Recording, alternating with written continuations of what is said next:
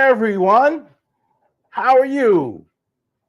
Raven fans, Oriole fans, Ravens flock, bird nest. How are you? How are you out there?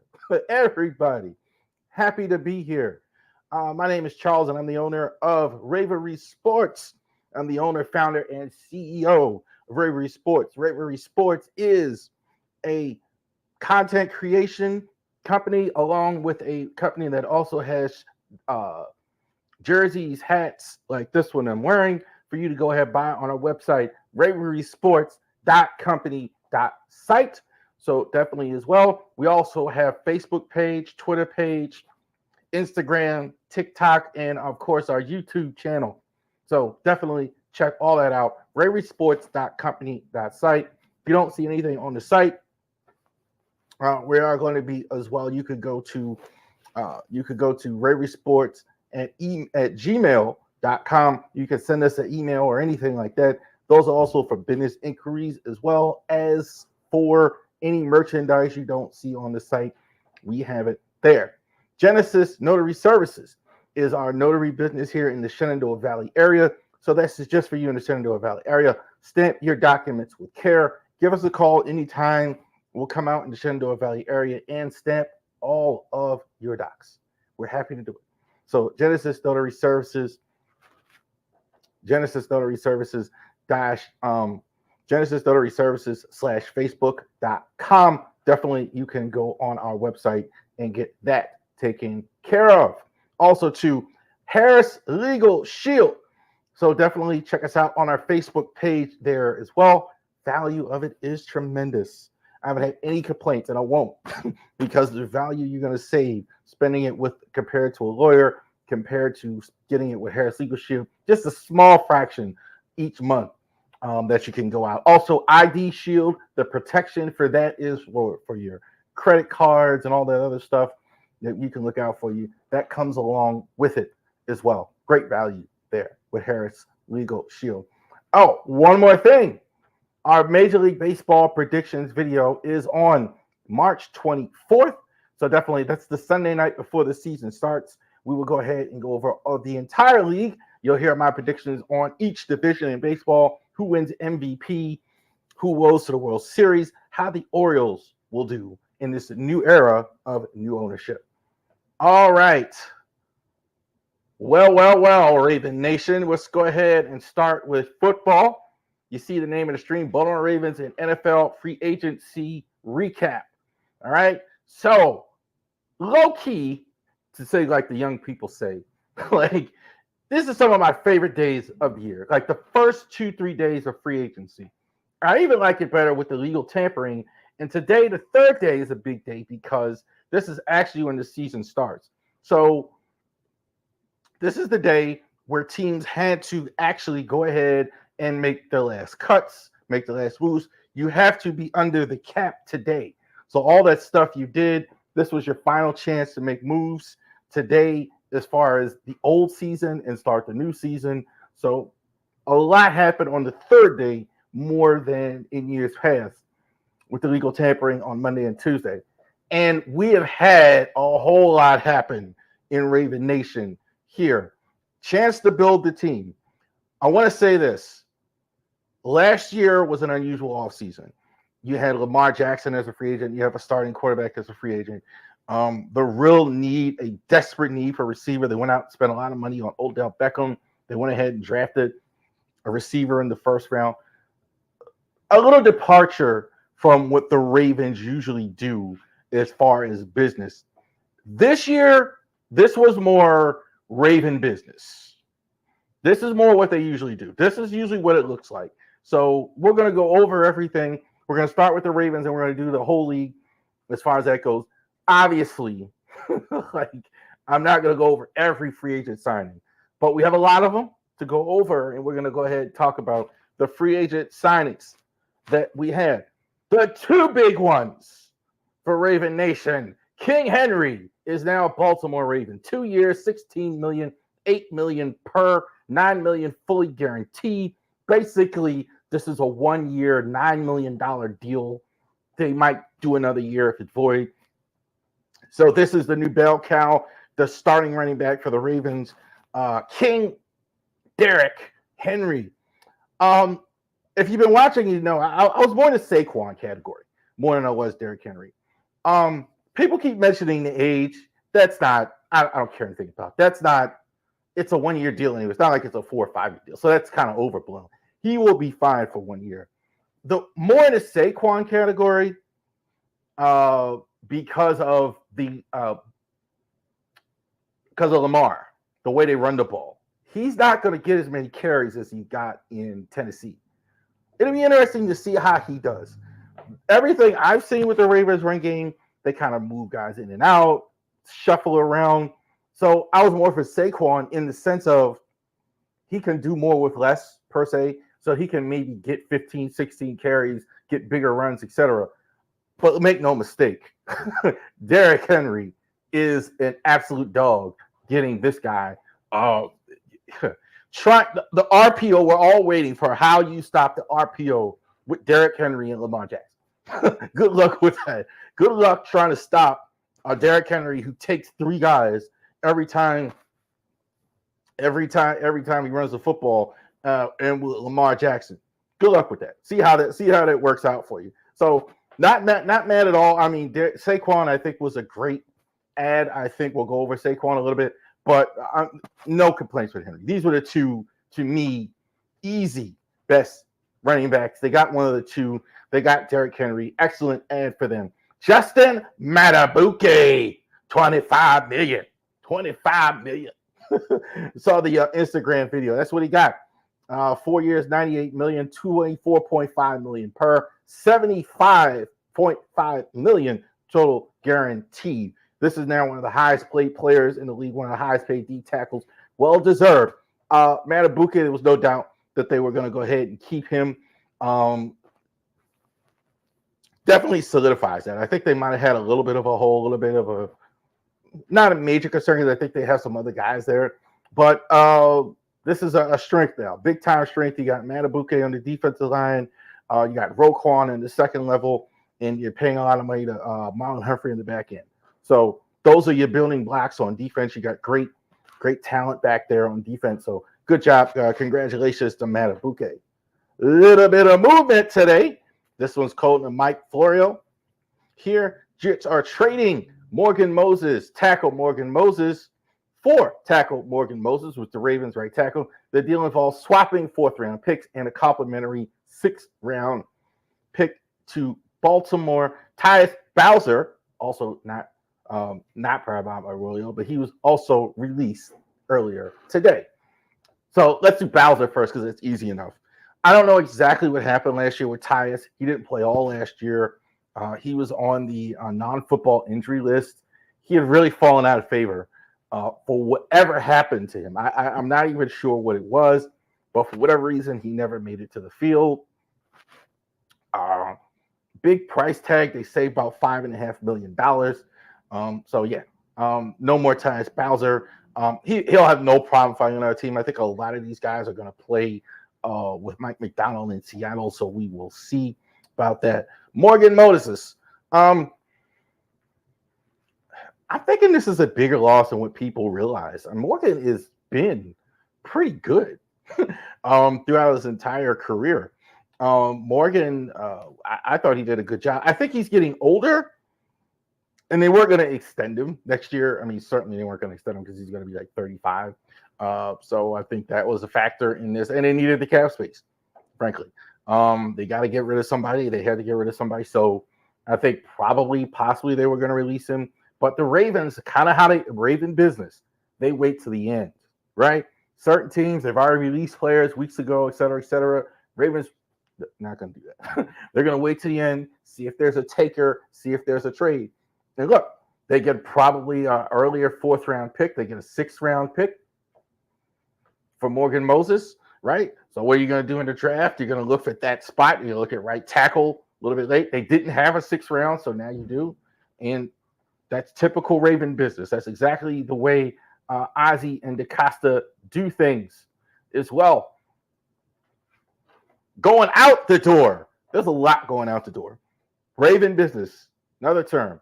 Usually, Ravens have built their team for so many years with compensatory picks. What's that? So it is draft picks that the league gives a team that loses more free agents than it gets.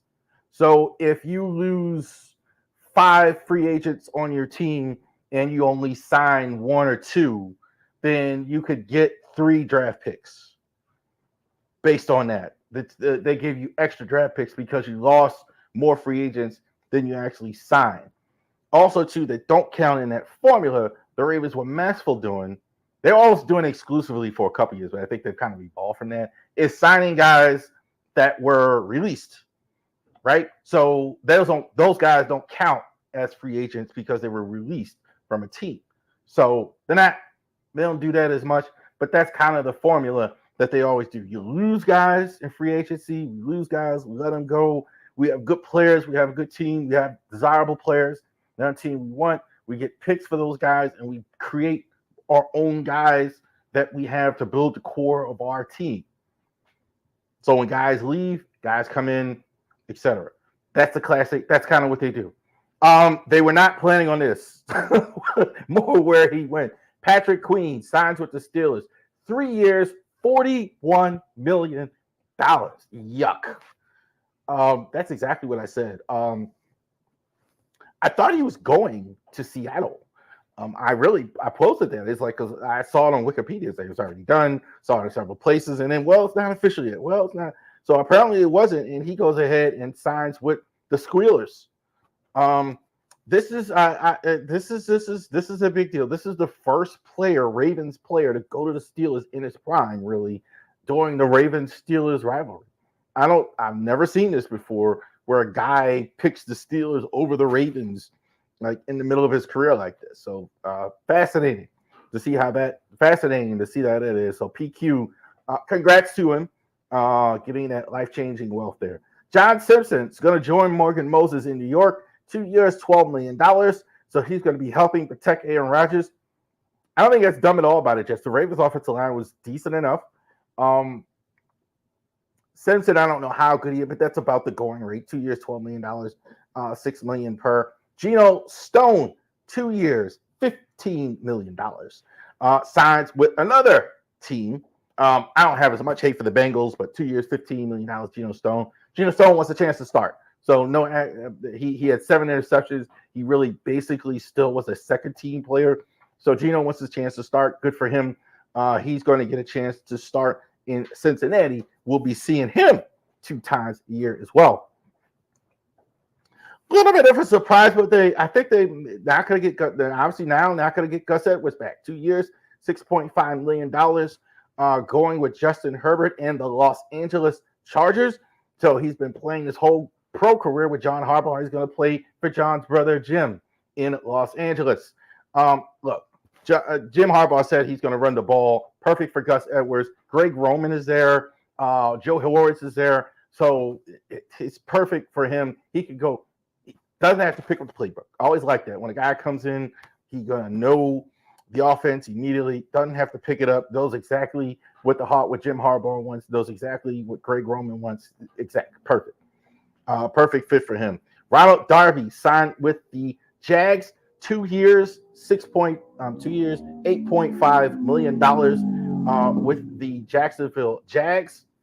No surprise, I thought Darby was really good last year. Good for him. I think this kind of reminded me of like Anthony Wright in a weird way. It's like, why are we even talking? But he kind of extended his career last year. I think there would have been maybe no contract at all for him. Now he had teams after him because he played so well. Good for him.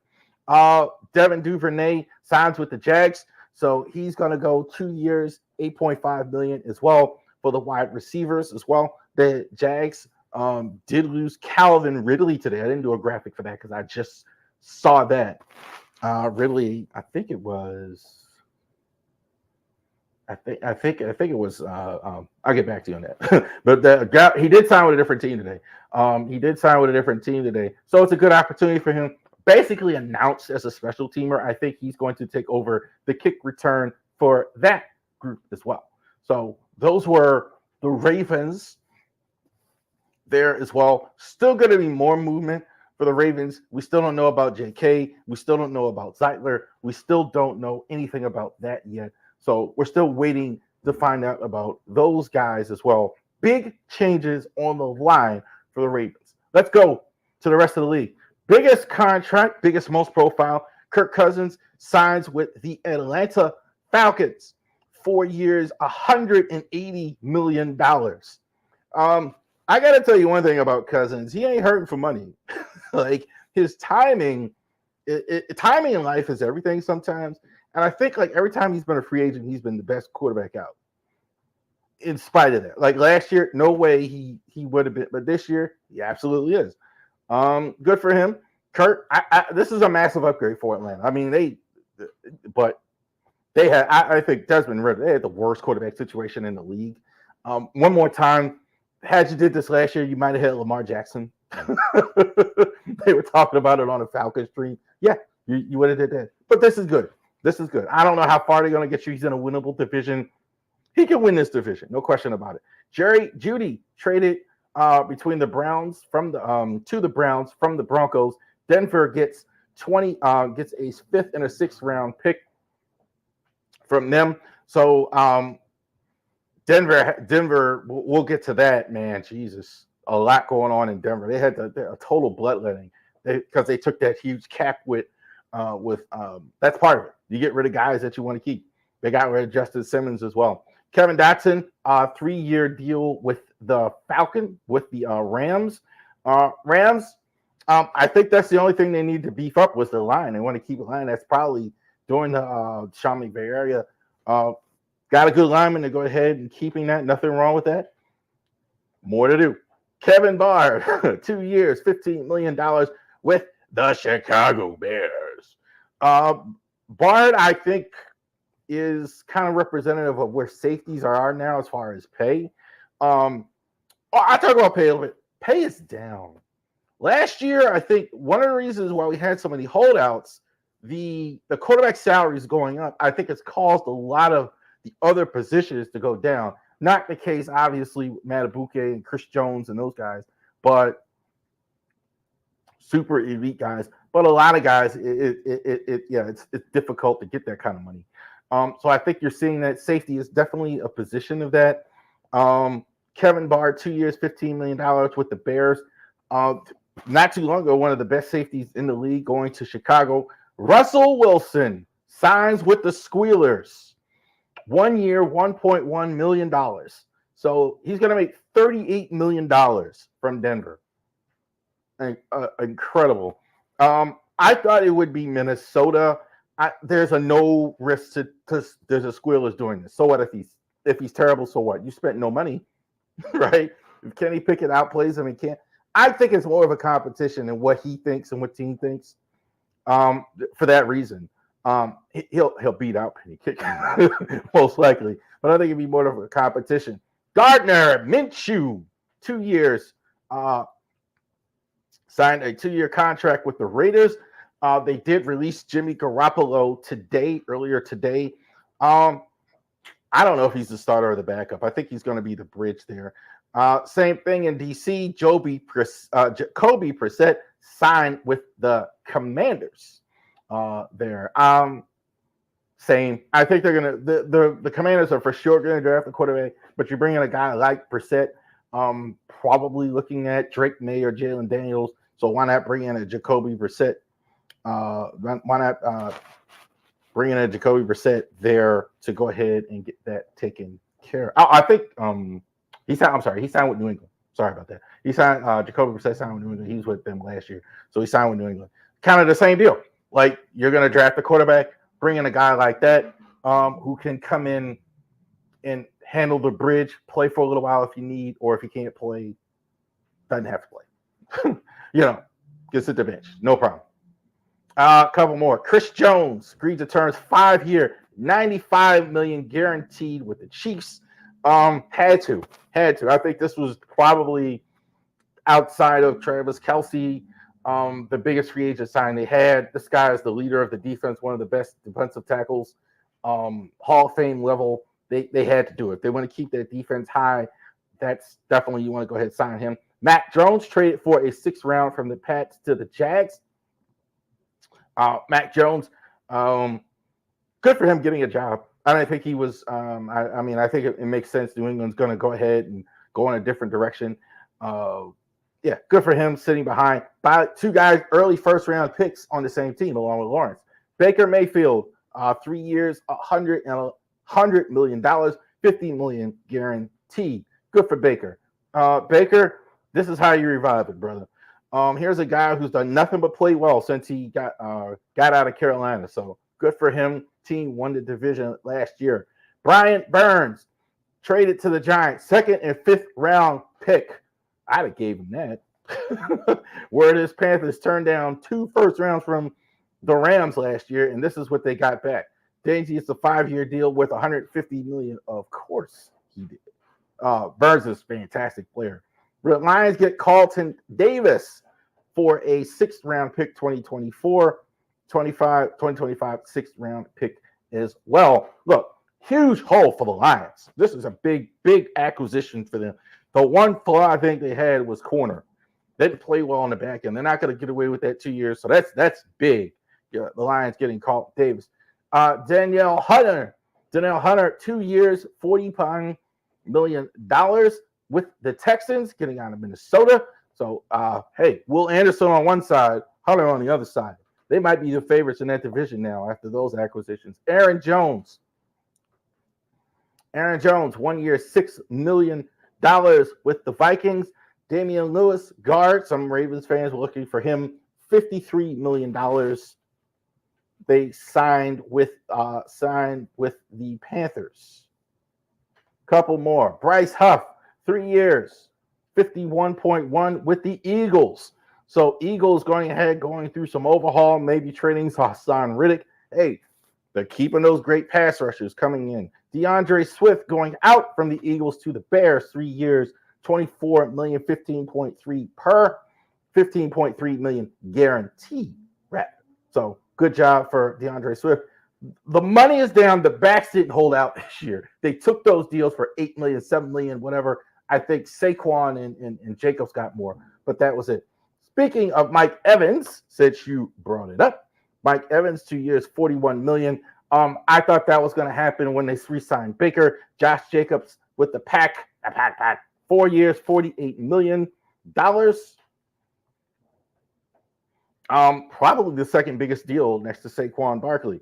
As far as at the running back position, Jonathan Green, our 4 year, $76 million deal with the Vikings.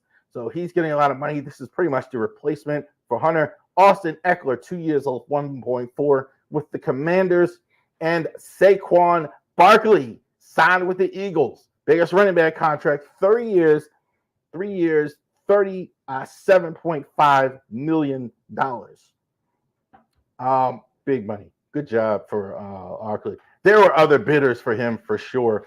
I don't care anything about what Tiki Barber says. The Giants are terrible. The Giants are terrible. This isn't anything good for them, anything good for the team. You got those great receivers. He's going to have room he never had before. The only bad thing is Kelsey's retiring, and they got to fix that.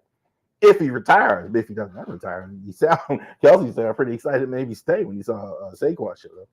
Jalen Johnson signed with the Bears, 4 years, $76 million after getting the franchise tag. Sean Murphy Bunting signed with the Cardinals, 2 years, $25.5. Xavier McKinney signed with the Packers. Packers were unusually active. I thought that was fascinating, that the fact that they were more active in free agency than they usually were. Packers usually don't really sign many free agents, but they were very active, made some moves, got rid of Bakhtiari, etc. With that. So that's all we're going to do as far as the moves there. Couple of trends. Money, I think, is not what it was in the league a few years ago. I didn't see any 6-year deals. Even Chris Jones, I think it was about a 5-year deal, a lot of 3-year deals, a lot of 2-year deals. Running backs, I think they did better. I think they kind of capitulated compared to last year. 8 years, 9 years, top end. They took a lot of those contracts, I think, that they wouldn't sign last year. So I think it's capitulated. Guards got a lot of money. Interesting. Guards are probably doing more than I can ever remember. Usually two teams. I mean, the Ravens are kind of making a lot of offensive line changes, but guards are getting more than I can remember in recent years.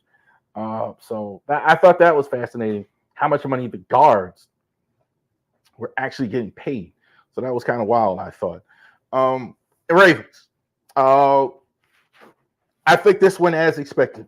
I think this is totally went as expected. Henry, I think if you know the Ravens, how they do business, even though I was more for the Saquon thing, Derrick Henry is exactly what they're going to do. I mean, Derrick Henry is a tremendous back there.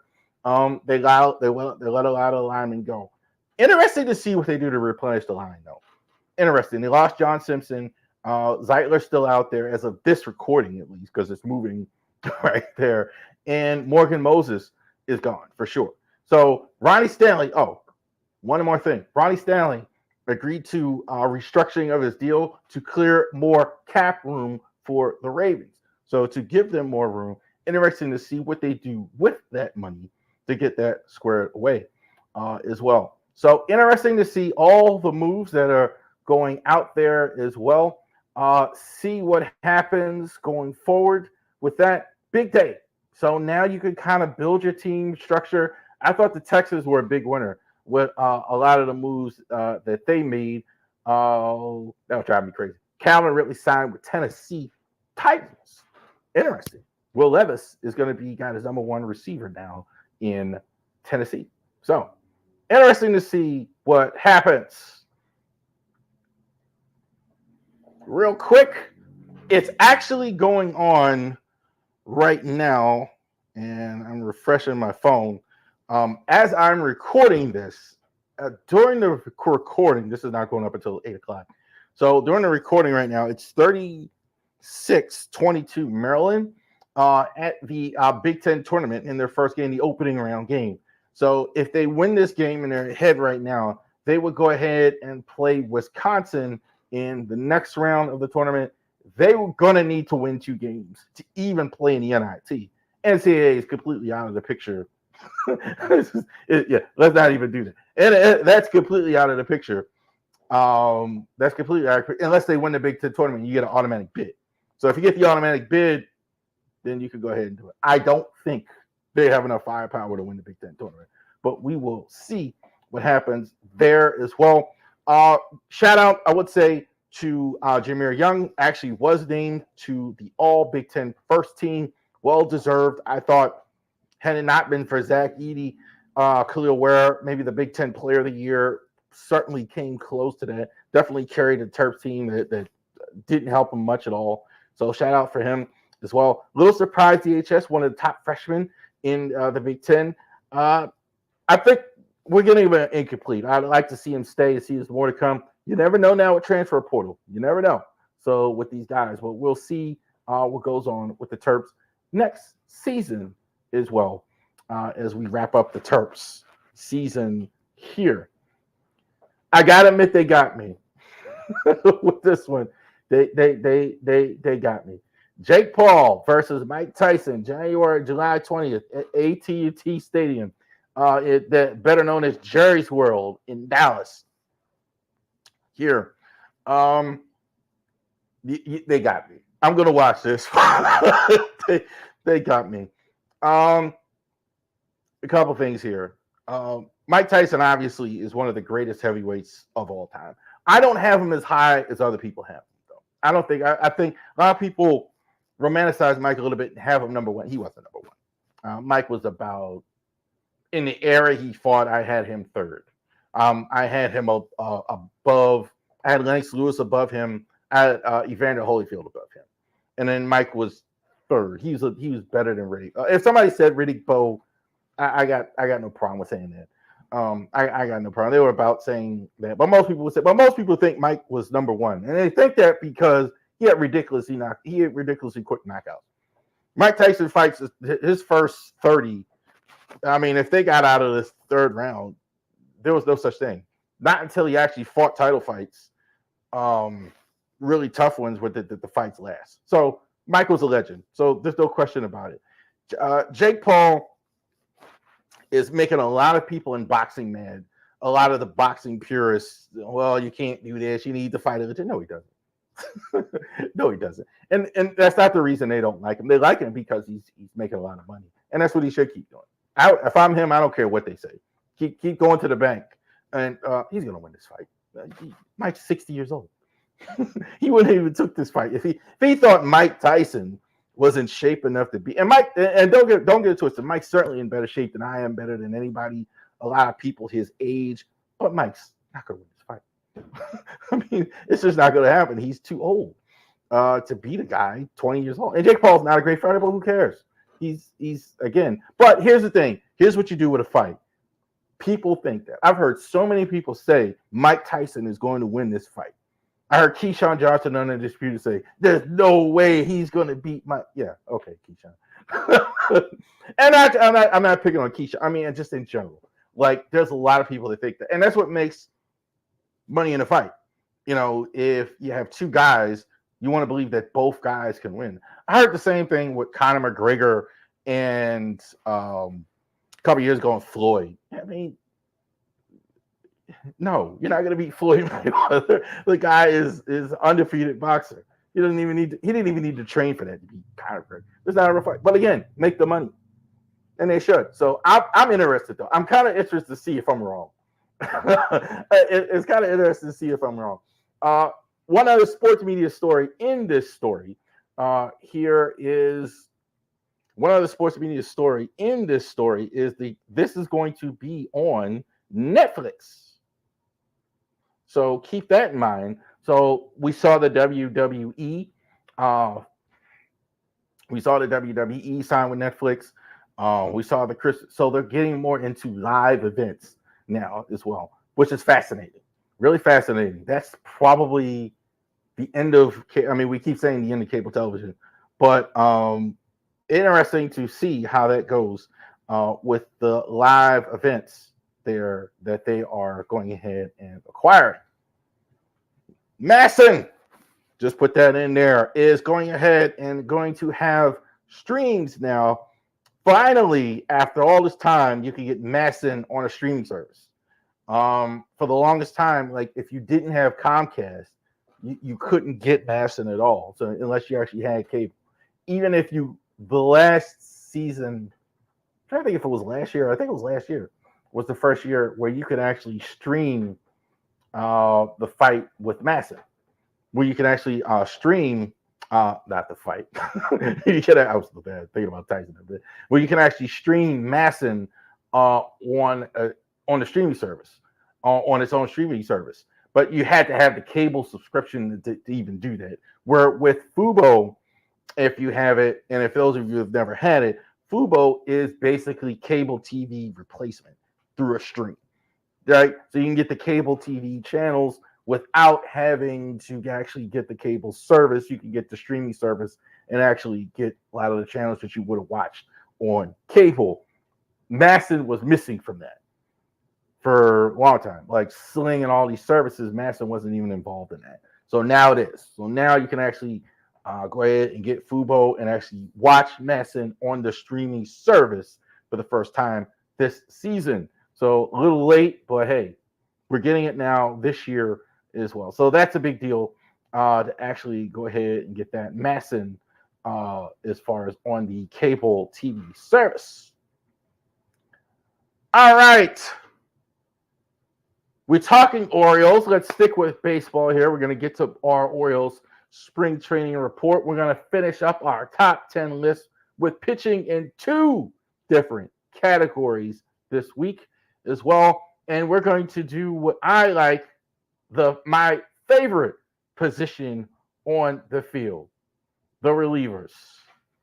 Who are the top 10 relievers in the MLB? This is I love. If I was a player, I'd be a closer. Coolest, nothing. There's nothing cooler than some of these entrances. There's nothing cool in baseball than closers, dominant closers coming in at the end of the game. So let's talk about some of these dominant closers. What you want. You know why you don't want a closer too? For those of you sabermetric guys to say that, because your team stinks. That's why you don't have a closer. It's a good thing to have some of these closers. Kenley Jansen got a Dodgers uniform on there with the Red Sox. Good job for Kenley still. I think he's not as dominant as he was. There was a time where he was at 1 or 2. He's been about as consistent as any guy I could think of in the last 15 years. Probably, it's just, if this was a list of a lifetime, this definitely would be a guy that I would say was a guy that would be, if this was a lifetime list here of guys, then Kenley Jansen would definitely be a guy that I would say was a guy that would be doing it over years and years. So definitely shout out to Kenley Jansen actually being on the list. Still throws enormously hard. That's what a lot of these guys. Closer, it's almost a prerequisite. And I think that's what happens to some guys that, they lose a little bit of their heat, so they can't do what they once did. But definitely he's a guy that definitely still has a lot of talent there as far as throwing real hard. So keep that in mind. Number 9, Raul Iglesias of the Atlanta Braves. So many years with the Angels. Not quite as good as he was here again. But I think he's still, I think he's in the right place. Definitely, I think he definitely does well in the 9th inning. Very situational. The overall metrics, if you look across the board, not spectacular. Not that microscopic ERA or anything like that, but definitely get the ball. When you put the ball in his hands, you can feel pretty good about it. Won't always be perfect, but definitely a guy I would want to have in the 9th inning. He's definitely in the top 10, top 9, Iglesias from the Braves. Jordan Romero, the smoke show here, man. Definitely a guy, man, throws wicked stuff. Definitely the Blue Jays are lucky to have him. Kind of like underutilized. Look, Blue Jays, good pitching. This is the team. I mean, this is their strength here. They have a good 9th inning guy here. They have good starting pitching as well. So Blue Jays are pretty good having Jordan Romero. Wicked stuff here from Jordan Romero. Number 9, Camilo Doval. Definitely, this is probably, I think, the bright spot on the Giants. He might be the best player that they have. The one I'm the most excited about. Definitely closes in the 9th inning as well. Throws very hard. Definitely has that fastball, split finger. Definitely heat all the time, pretty much, for Camilo Doval. Excellent here for the Giants. I think he might be the best player they have on the roster. I really do. Camilo Doval. Another young guy to get excited about, Alexis Diaz. Tremendous for that burgeoning Reds team that's coming up. This is one of their building blocks, their 9th inning guy. Probably in the running here now. I mean, it's kind of redundant a little bit on this list, but saying this guy throws 100, but he throws 100. Throws 100. Got a good split, too. Not just always with that. Got a good split, kind of mixes it up. Some kind of fools hitters a little bit. I love Alexis Diaz. Alexis Diaz. He's definitely one of the best young guys in the league as far as one of the closers on the list. Could be someday at some point. Let's start playing Renegade. David Benar. The sad news is he's playing on the wrong team, like the Pirates.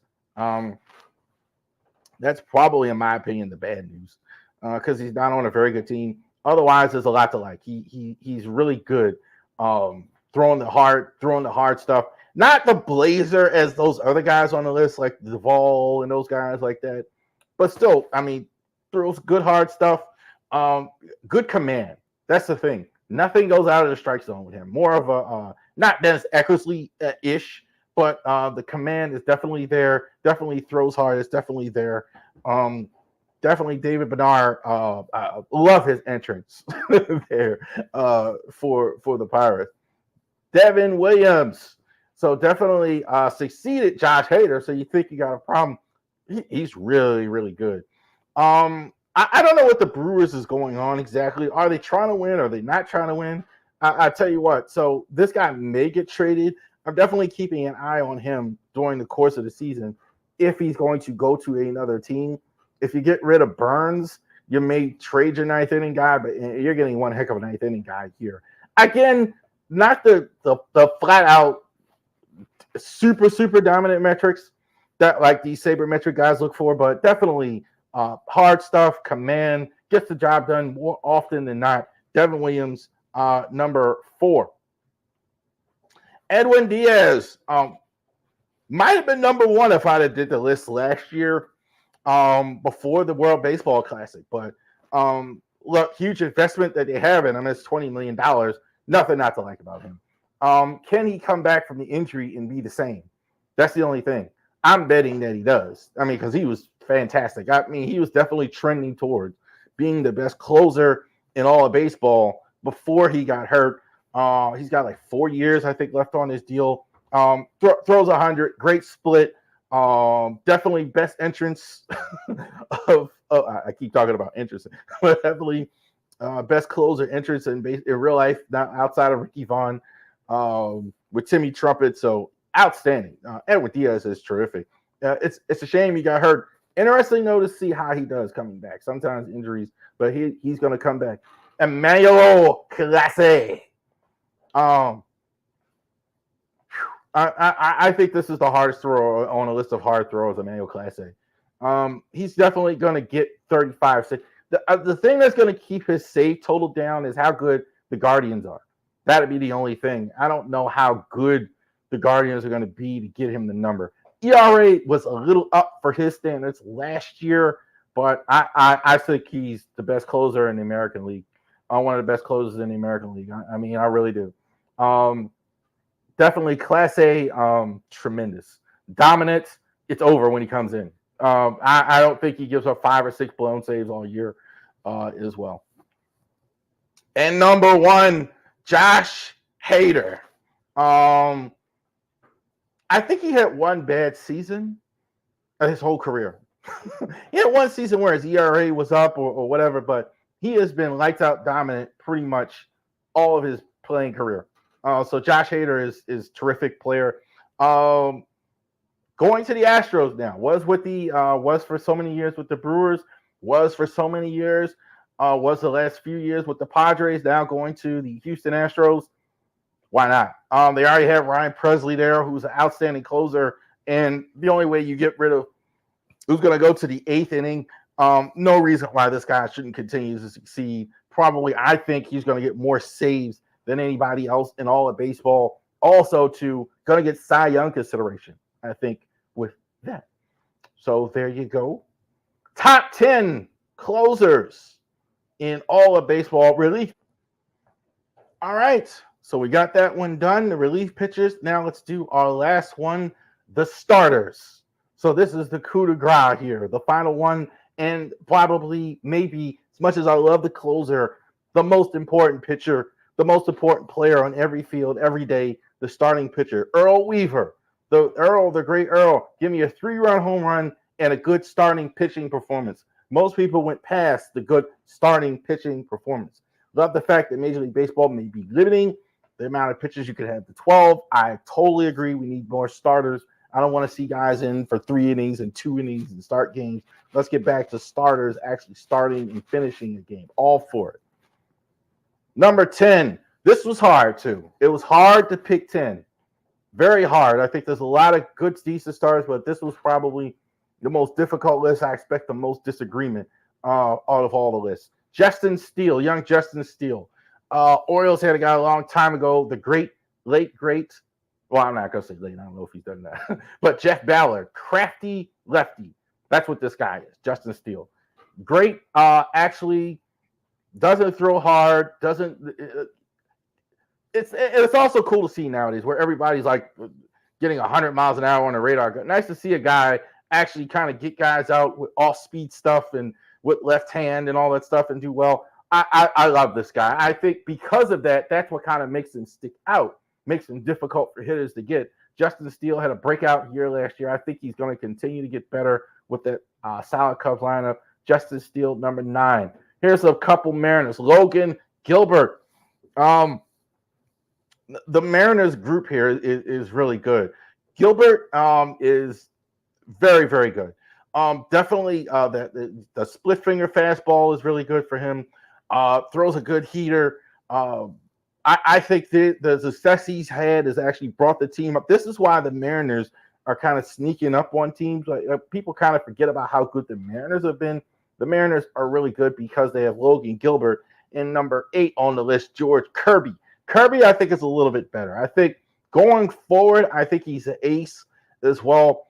Hasn't had 5 or 6 good years, but he definitely could be higher on the list. I think he's one of these guys.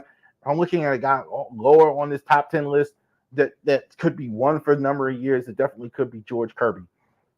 Definitely outstanding stuff from Kirby. I think the last couple of years, his win totals have been rising. I think this is definitely why the Mariners are definitely contenders because they have George Kirby and George Kirby on as their best pitcher. Easy for me to say. Sonny Gray. Again, here's a guy not necessarily a flamethrower, and I think that helps him a lot. Gray has been consistent for a good while now. I think we need to go ahead and put some respect on Sonny Gray. Wherever he's been, different type of ballparks. He's played in New York. You see him there with Oakland. This year is going to be with the Cardinals. Different types of organizations. Minnesota. He's good. I have no doubt he's going to get you an ERA sub 3, get you 12 to 13 wins. Hasn't been great every year, but I think that's par for the course with him. Definitely has good stuff. Kind of reminds me a little bit of the great Greg Maddux when I see him. Kind of really mixes his stuff up. Doesn't overthrow ever. Never see him over. Some guys, even good pitchers, kind of overthrow.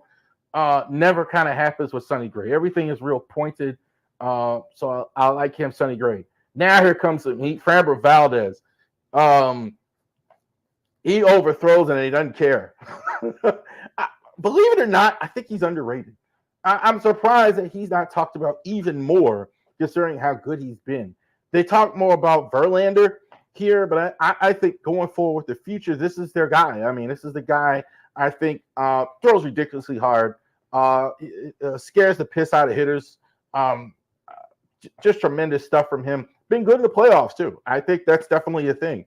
Definitely look at a guy that's built and time-tested as far as his skill set. Definitely throws hard. Great mound presence. There you go, sabermetric guy. Mound presence that he has. Valdez, number 6 on the list. Number 5, Zach Wheeler. Now we're getting to the real to the real superstars here. Zach Wheeler is as good as anybody I've ever seen. Does everything well. Now we're getting to guys. Some guys like a hard thrower, crafty guy. This guy, no flaws. No flaws I can see in Zach Wheeler. He throws hard when he needs to. Throws several different assortment of pitches very well. Throws 3 pitches: the fastball, the cutter, the heater, the curve very well. He throws several pitches well. Keeps you in every game.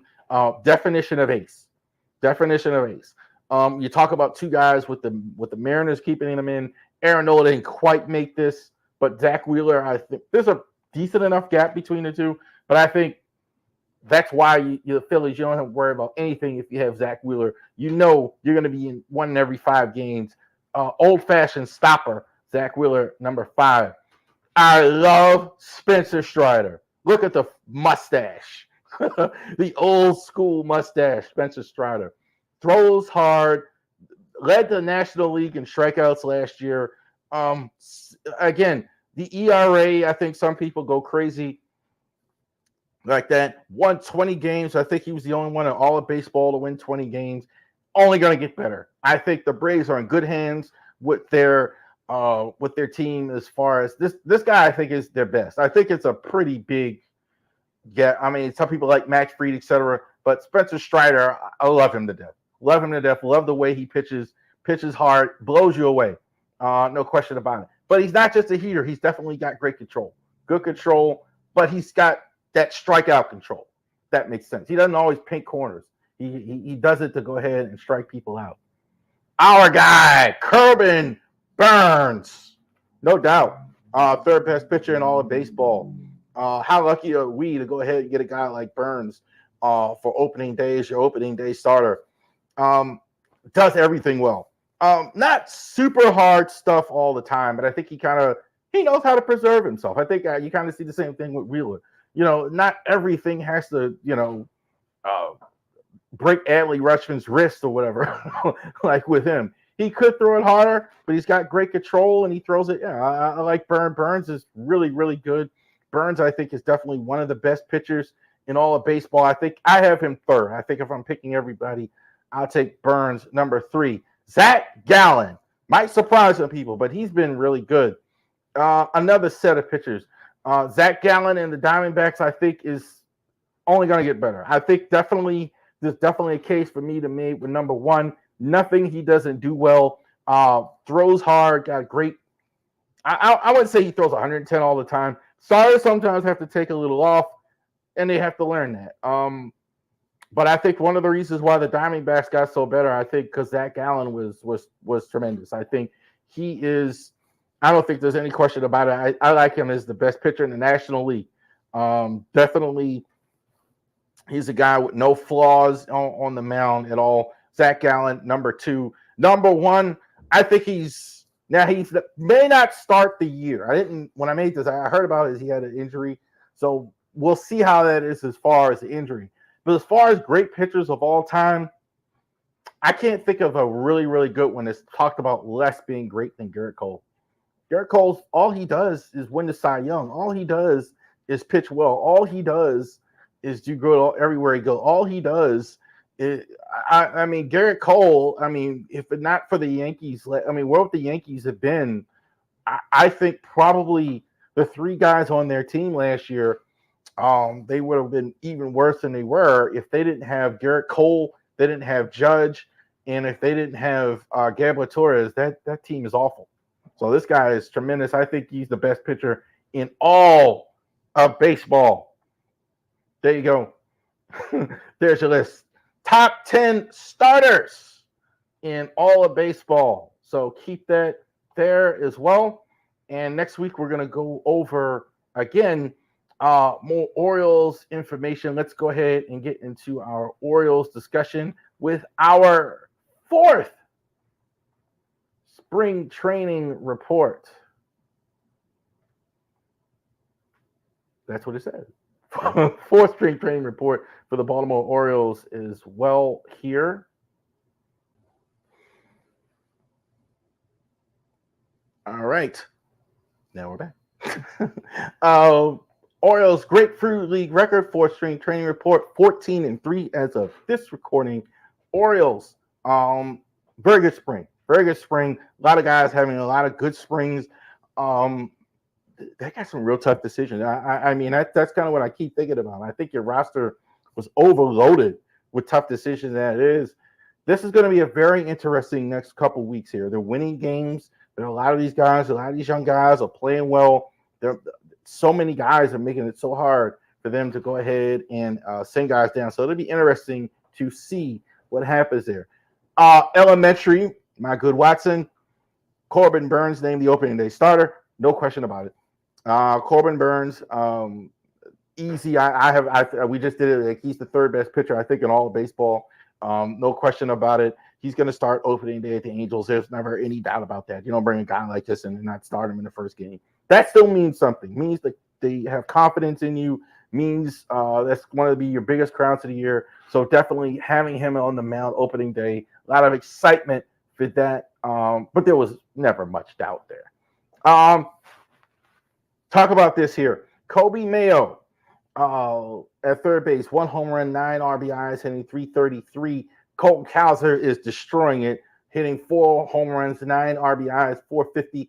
Jackson Holiday is hitting 1 home run and 5 RBIs. Heston Kjerstad is also hitting .286. Now, those stats were of Sunday, but they have continued their hot pace.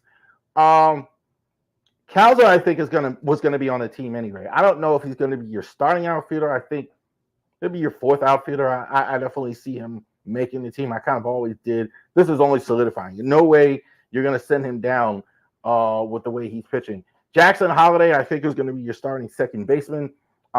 He's done nothing in spring to make me think otherwise. If he does go down for some reason, it'll just be an injury, or if it is, it'll be very soon in the minors and back up. Heston Kjerstad is going to be interesting. Let's see how this goes. He's making it hard for him too. He hasn't been quite as good as these guys, but he's been outstanding.